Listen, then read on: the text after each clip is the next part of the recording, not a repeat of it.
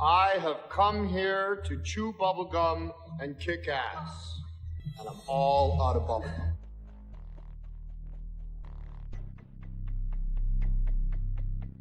They Live is held in very high regard by conspiracists, especially if you're a movie buff like myself. This movie was, or is, The Matrix of the 80s, a film that portrays a sinister hidden reality most people can relate to because they know deep down that something in the world just isn't right. Though the movie often seems cheesy, it nonetheless conveys a strong message about the elite of the world and its utilization of mass media to keep the population under control. The star of the movie, Roddy Piper, was noted on Twitter saying, "They Live is a documentary." This was roughly 2 years before he died in 2015. Of course he was joking, at least a little bit, right? This movie is one of those rare subversive stories that forces viewers to question their world and their surroundings. Because despite the fact that the movie is about ghoulish aliens, it communicates truths to the viewers that are only alluded to in mainstream movies. In fact, looking deeper into the storyline, one might realize that there's probably more science than fiction in this story. Are the aliens in the movie an imaginative way to portray the world's elite, those who secretly run the world, those that we call the Illuminati? Let's revisit this cult classic and see how it describes the hidden rule of the elite. Right from the beginning, as we see Nada walking around Los Angeles with his backpack, the movie sets a particular mood. Something is not quite right. There is a sense of impending doom in the air. Poverty is rampant, helicopters fly all around the city, and street preachers speak of soulless beings that rule the world. They have taken the hearts and minds of our leaders. They have recruited the rich and the powerful, and they have blinded us to the truth. Our human spirit is corrupted. Why do we worship greed? Because outside the limit of our sight, feeding off us, perched on top of us from birth to death, are our owners. Our owners, they have us. They control us. They are our masters. Wake up. They're all about you, all around you. Is the preacher's description of the masters applicable to the Illuminati? As we follow Nada's aimless drifting across the city, the camera often focuses on people gazing blankly at television screens, mindlessly absorbing the feeble messages it communicates. Regular Joes appear to truly enjoy their television shows, until an obscure organization hacks the airwaves to broadcast subversive messages about the hidden rulers of the world. Natural looking, easy to apply nails, pre-colored in 7 luscious hues. Just... Our impulses are being redirected. We are living in an artificially induced state of consciousness that resembles sleep. Oh, goddamn hacker, that second time night that asshole's cut in. The movement was begun 8 months ago by a small group of scientists who discovered, quite by accident, these signals being sent through... Things giving me a headache. Yeah, tell me about it. Us took the hackers months to figure out how to do this. The poor and the underclass are growing. Racial justice and human rights are non-existent. They have created a repressive society, and we are their unwitting accomplices. Their intention to rule rests with the annihilation of consciousness. We have been lulled into a trance. They have made us indifferent to ourselves, to others. We are focused only on our own gain.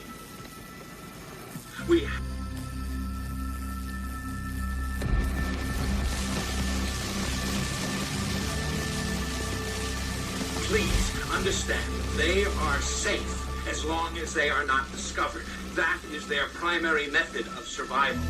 Keep us asleep, keep us selfish, keep us sedated.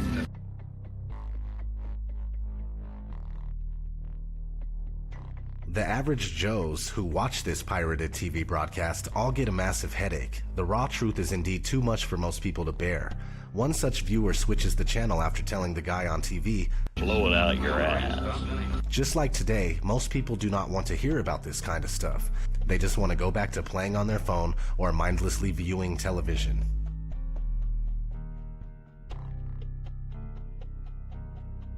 Nada realizes that the street preacher and the man on television are connected through a local church. When he sneaks into the church, he discovers that it's actually the headquarters of an underground organization. On a wall inside the church is written, "They live, we sleep," a phrase that describes the fundamental difference between the elite and the masses. Those in power know the truth about the world and possess the means and power to truly live. The rest of the population is sedated, dumbed down, and manipulated into a zombie-like state in order for it to be easily manageable. Nada learns that the rebellious organization is attempting to recruit people to take down the rulers. However, a few days later, Nada sees just what happens to those who plot against those in power. Helicopters, bulldozers, and police in full riot gear raid the place, destroy everything, and arrest the members of the underground organization. That is how the elite respond to contrary views. After witnessing the violent police shakedown, Nada begins to realize that something is wrong in America. The guy who believed in working hard and following the rules is starting to believe that something is completely out of place here. Determined to learn more, Nada re-enters the church and finds a few interesting things. First, "They live, we sleep" has been painted over. They don't want that message to be known. More importantly, Nada discovers a box full of sunglasses. While the sunglasses appear on the surface to be worthless, they actually provide Nada with the greatest gift of all, the truth. When he has the sunglasses on, Nada sees through the smoke and mirrors projected by advertisement and mass media. He only sees the core of their message and the only reason why they exist.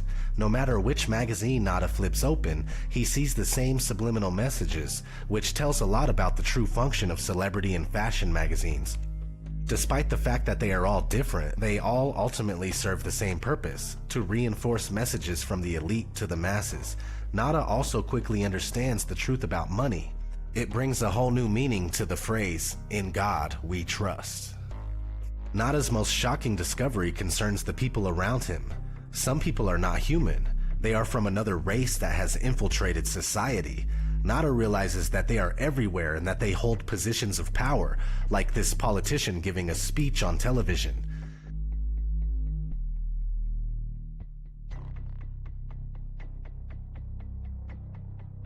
When the aliens realize that Nada can see through their disguise, they immediately alert the authorities, saying, "I've got one that can see." Being able to see is obviously frowned upon by the aliens. They do not like to be exposed. Nada quickly becomes a social outcast and aliens start closing in on him. I don't like this one bit. Nada and everyone in the city are constantly monitored by flying surveillance cameras that are oddly similar to the new unmanned drones that are currently appearing around the world. Flying surveillance cameras were considered science fiction in 1988. They are now a reality. The concept of truth-seeing sunglasses is an interesting way to illustrate the importance of knowledge in one's worldview. Two people can be looking at the exact same thing, yet perceive two very different realities depending on the level of information and awareness possessed by each person. Nada's sunglasses can therefore represent one's knowledge of the truth, which allows a clear perception of reality. Upon learning the appalling truth about the world, Nada feels the need to share this vital information with his friend, Frank. Nada, however, quickly realizes that some people do not want to hear about the truth. In fact, many actually get angry and offended at the simple mention of something that alludes to it. When Nada asks Frank to put the sunglasses on so he can see what he sees, Frank firmly refuses and calls him a crazy mother. Nada replies with another classic line. Either put on these glasses or start eating that trash can. Followed by one of the longest one-on-one fight scenes I have ever seen in my life. A scene that is dragged out for so long that it becomes utterly absurd and even comical. While the scene maybe appears ridiculous, it says something about the difficulty of making regular average people wake up from their blissful ignorance. Frank finally sees the truth. All it took was Nada to beat the crap out of him, sticking the sunglasses on his face against his will and forcing him to look around. Yes, convincing other people of the truth can be a hard task. The two bros are then invited to a secret meeting of the underground organization that is attempting to rid the Earth of aliens. During the meeting, Nada and Frank are given truth-seeing contact lenses. The sunglasses gave truth-seers a nasty headache, especially when they are taken off. When first exposed to the truth, adapting to the new reality can indeed be difficult and even painful. However, after a while, it becomes a seamless part of a person, a little like wearing contact lenses. Nada and Frank also learn that humans are being recruited by the aliens in exchange for wealth and power. As the leader of the underground organization says, most of us just sell out right away. it is rather easy to make a correlation between the movie and the actual politicians and celebrities we've seen in the past who readily sell their soul to the Illuminati in exchange for wealth, power, and celebrity status. However, the meeting doesn't last long as the police barge in and start shooting everyone in there. They are designated as a terrorist organization by the elite.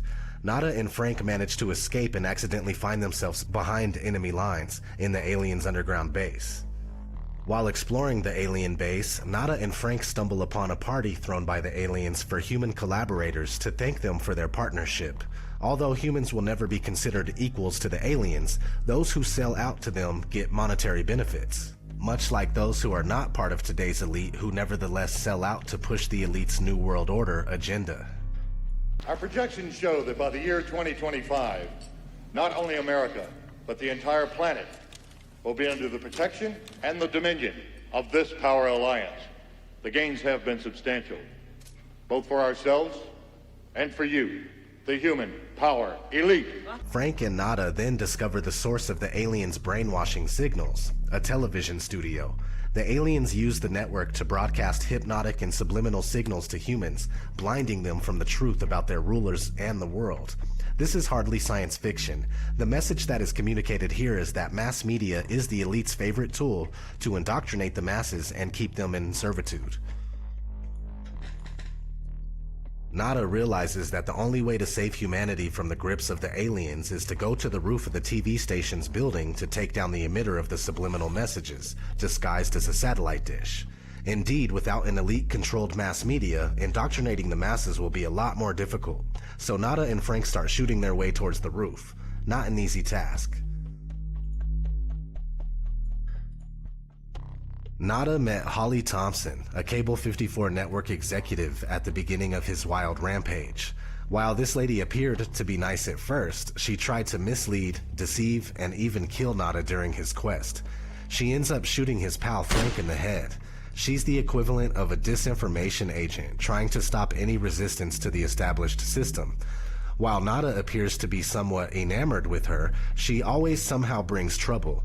During the terrorist organization meeting, Holly infiltrated the group posing as a sympathizer and claiming that Cable 54 was clean and not the source of the alien signal, which was false and misleading.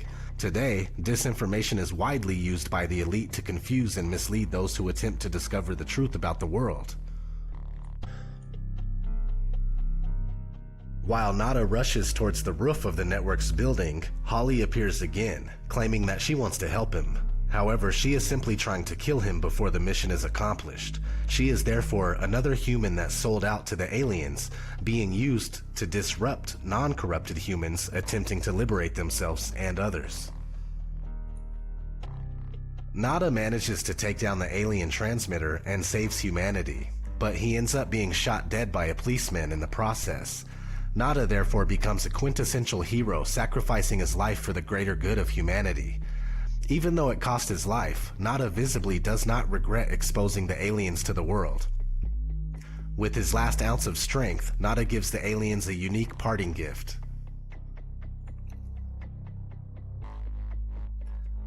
Once the aliens' satellite dish is down, the masses are able to see the world as it is. The aliens' ugly faces are exposed to the world. TV viewers all over now realize that those giving the daily news were also those who controlled them.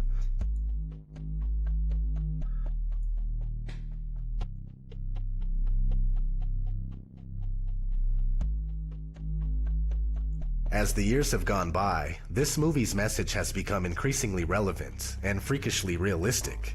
In the movie, the rulers are portrayed as a completely different race that perceive humans as inferior, something that can easily be correlated to the attitudes of the bloodlines of the Illuminati, or even the Zionist Jews that refer to all non-Jews as Goyim. Working behind the scenes, this secretive elite constantly worked towards a creation of a worldwide system that would serve its interests, a new world order, ruled by a one-world government. To facilitate the ruler's work, the masses are kept in the dark and are distracted with the fake puppet show that is politics, and the no independent thought programming that is the mass media. They Live can indeed be interpreted as a documentary on the thorough and systematic conditioning of human experience in order for a hidden elite to covertly control, manipulate, and exploit the masses. You still don't get it, do you, boys? There ain't no countries anymore. No more good guys. They're running the whole show. They own everything, the whole goddamn planet. They can do whatever they want.